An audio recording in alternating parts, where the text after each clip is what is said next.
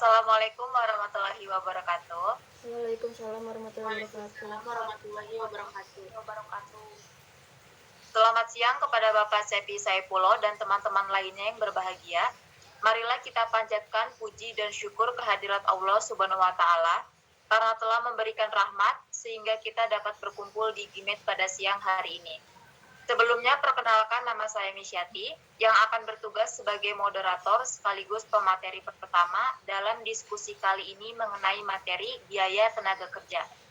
Adapun anggota kelompok saya yang terdiri dari Mila Karmila, Clara Rahmadewi, Tria Wahyuni, dan Siti Rika Nurani. Baik, untuk mempersingkat waktu, langsung saja kita mulai ke sesi pemaparan. Sebelumnya marilah kita membaca basmalah bersama-sama. Bismillahirrahmanirrahim. Selanjutnya pemaparan materi pertama yang akan dipaparkan oleh saya. Pengertian biaya tenaga kerja. Tenaga kerja merupakan usaha fisik atau mental yang dikeluarkan karyawan untuk mengolah produk. Biaya tenaga kerja adalah harga yang dibebankan untuk penggunaan tenaga kerja manusia. Jadi biaya tenaga kerja adalah biaya atau beban atau nilai yang diukur dengan satuan uang yang menggunakan tenaga kerja. Tenaga kerja harga yang dibebankan adalah nilai ukuran ekonomisnya.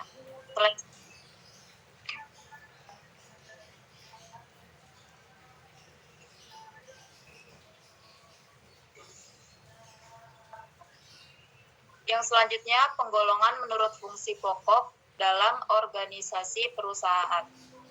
Jadi yang pertama ada tenaga kerja bagian produksi, yang kedua ada tenaga kerja bagian pemasaran, yang ketiga ada tenaga kerja bagian administrasi dan umum. Jadi tenaga kerja bagian produksi itu berkaitan langsung dengan produksi barang atau produk-produknya. Di sini ada gaji karyawan pabrik, biaya kesejahteraan karyawan, upah lembur karyawan pabrik, upah mandor pabrik, dan gaji manajer pabrik. Yang keduanya, biaya tenaga kerja bagian pemasaran ini berkaitan dengan pemasaran barang.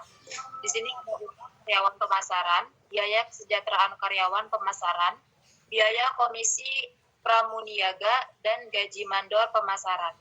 Yang ketiga ada biaya tenaga kerja administrasi dan umum berkaitan dengan kantornya langsung. Jadi di sini ada gaji karyawan bagian akuntansi, gaji karyawan bagian personalia, gaji karyawan bagian sekretariat, biaya kesejahteraan karyawan bagian akuntansi, biaya kesejahteraan karyawan bagian personalia, dan biaya kesejahteraan karyawan bagian sekretariat. Itu saja yang dapat saya sampaikan. Untuk materi selanjutnya akan disampaikan oleh Clara Rahmadewi. Kepadanya dipersilakan. Terima kasih untuk moderator. Perkenalkan, saya Clara Rahmadewi sebagai pemateri 2. Di sini saya akan menjelaskan tentang penggolongan menurut kegiatan departemen-departemen dalam perusahaan. Departemen produksi, suatu perusahaan kertas terdiri dari tugas departemen. Ada beberapa bagian, ada yang pertama bagian pool, bagian kertas, dan bagian penyempurnaan. Untuk yang kedua ada departemen-departemen non-produksi, dapat digolongkan menjadi biaya tenaga kerja bagian akuntansi, biaya tenaga kerja bagian personalia, dan lain sebagainya. Nah, untuk selanjutnya di sini saya akan memaparkan tentang penggolongan menurut jenis pekerjaannya. Yang pertama, misalnya dalam suatu departemen produksi tenaga kerja digolongkan sebagai satu ada operator sampai upah operator, dua ada mandor sampai upah mandor, dan yang ketiga ada penyelia atau super independen sampai upah penyelia. Dan yang kedua, di sini ada penggolongan biaya tenaga kerja semacam ini digunakan sebagai dasar penetapan diferensiasi upah standar kerja. Saya kembalikan kepada moderator. Terima kasih kepada Clara Rahmadewi yang telah menyampaikan materinya. Selanjutnya akan disampaikan oleh Siti Rika Nurani. Kepadanya dipersilakan. Baik, Assalamualaikum warahmatullahi wabarakatuh. Perkenalkan, nama saya Stirika Nurani. Di sini saya sebagai pemateri 3. Di sini saya akan membahas mengenai penggolongan menurut hubungan dengan produk, yaitu upah tenaga kerja langsung diperlukan sebagai biaya tenaga kerja langsung dan diperhitungkan langsung sebagai unsur biaya produksi. Upah tenaga kerja tidak langsung ini disebut biaya tenaga kerja tak langsung dan merupakan unsur biaya overhead pabrik. Slide selanjutnya. Di sini saya akan membahas mengenai akuntansi biaya tenaga kerja. Biaya tenaga kerja dapat dibagi ke dalam 3 golongan besar, yaitu gaji dan upah reguler, yaitu jumlah gaji dan upah bruto dikurangi dengan potongan-potongan sebagai pajak, penghasilan karyawan, dan biaya asuransi hari tua. Dan yang kedua, premi lembur, dan yang ketiga, yang terakhir, biaya-biaya yang berhubungan dengan tenaga kerja atau labor related cost. Cukup sekian, saya kembalikan lagi kepada moderator. Terima kasih. Terima kasih kepada Siti Rika Nurani yang telah memaparkan materinya. Untuk materi selanjutnya akan dipaparkan oleh Tria Wahyuni. Kepadanya dipersilakan. Baik, terima kasih moderator. Di sini saya Tria Wahyuni akan menjelaskan tentang gaji dan upah. Ada beberapa macam cara perhitungan upah karyawan dalam perusahaan. Mengalihkan tarif upah dengan jam kerja karyawan. Untuk menentukan upah seorang karyawan perlu dikumpulkan data jumlah jam kerjanya selama periode waktu tertentu.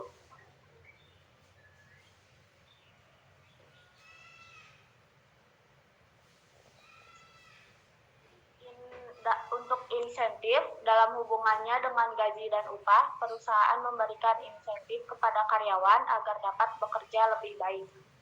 Ada beberapa cara pemberian insentif. Insentif satuan jam minimum, yaitu karyawan dibayar atas dasar tarif per jam untuk menghasilkan jumlah satuan keluar atau output standar. Terima kasih, saya kembalikan kepada moderator. Terima kasih kepada Tria Wahyuni yang telah memaparkan materinya. Untuk pemateri selanjutnya akan disampaikan oleh Mila Karmila. Kepadanya dipersilakan. Baik, terima kasih. Berikutnya ada materi selanjutnya, yaitu premi lembur. Pertama, dalam perusahaan jika karyawan bekerja lebih dari 40 jam satu minggunya, maka mereka berhak menerima uang lembur dan premi lembur. Misal, selama 1 minggu seorang karyawan bekerja selama 44 jam dengan tarif upah dalam jam kerja ataupun lembur bisa 600 per jam. Premi lembur dihitung sebesar 50% dari tarif upah. Selanjutnya ada biaya-biaya yang berhubungan dengan tenaga kerja. Ada sit up time. Seringkali sebuah perusahaan memerlukan waktu dan jumlah biaya untuk memulai produksi. Biaya-biaya yang dikeluarkan untuk memulai produksi disebut biaya pemula produksi atau sit up cost. Kemudian ada 3 perlakuan. Pertama, dimasukkan ke dalam kelompok biaya tenaga kerja langsung. Kemudian dimasukkan sebagai unsur BOP, dibebankan kepada pemesan yang bersangkutan.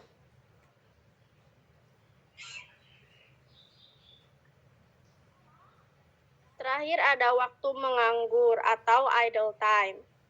Dalam mengolah produk seringkali terjadi hambatan, kerusakan mesin atau kekurangan bahan sehingga menimbulkan waktu yang menganggur bagi karyawan. Biaya yang dikeluarkan selama waktu menganggur ini diperlukan sebagai unsur biaya overhead pabrik. Misal, orang karyawan harus bekerja selama 40 jam per minggunya, maka upah yang dihasilkan adalah 600 rupiah jam.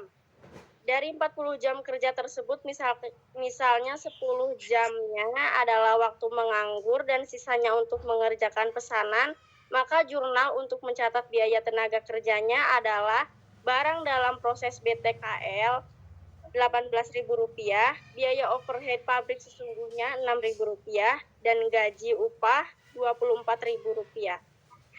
Sekian, saya kembalikan kepada moderator.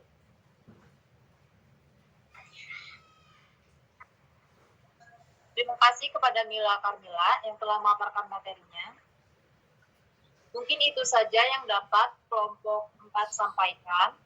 Kurang lebihnya mohon maaf. Wassalamualaikum warahmatullahi wabarakatuh. Waalaikumsalam warahmatullahi wabarakatuh.